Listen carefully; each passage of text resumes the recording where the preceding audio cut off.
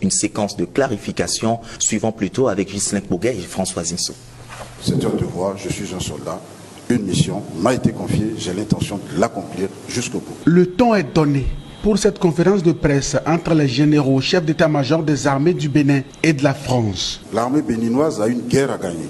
Et si elle doit aller chercher ce qui doit lui permettre de continuer à avoir l'expertise, de continuer à avoir le matériel pour gagner les guerres sur la planète Mars, elle ira chercher cette expertise. Et voilà pourquoi je suis allé en France, voilà pourquoi le chef d'état-major français est ici. Nous voulons gagner la guerre contre le terrorisme, nous voulons d'un Bénin sécurisé.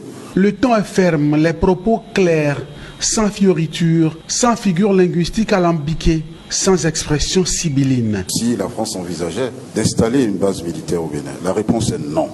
Parce qu'une base militaire, ça se décide à deux. Le Bénin n'a pas reçu de demande, le Bénin n'a pas fait de demande. Une base militaire, elle est physique, avec des bâtiments, avec des aérodromes, avec des aéronefs. Il n'y en a pas. Non, il n'y a pas de base militaire permanente française au Bénin. Il n'y a pas de mission militaire française permanente au Bénin. Il y a des détachements opérés en coordination avec les forces armées béninoises qui répondent à des besoins exprimés, où des militaires français viennent conduire des détachements d'instruction opérationnelle pour une durée donnée.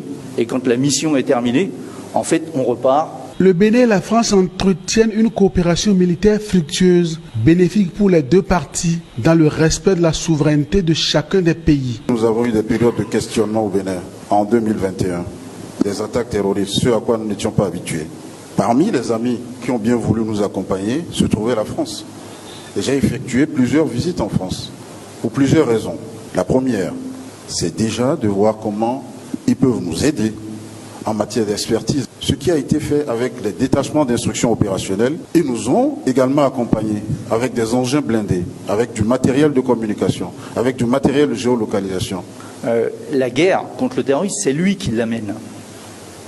Et c'est lui qui vaincra le terrorisme. Ce n'est pas une autre armée, ni l'armée française, ni aucune armée extérieure. Barkhane, point de chute au Bénin, il n'en est pas question.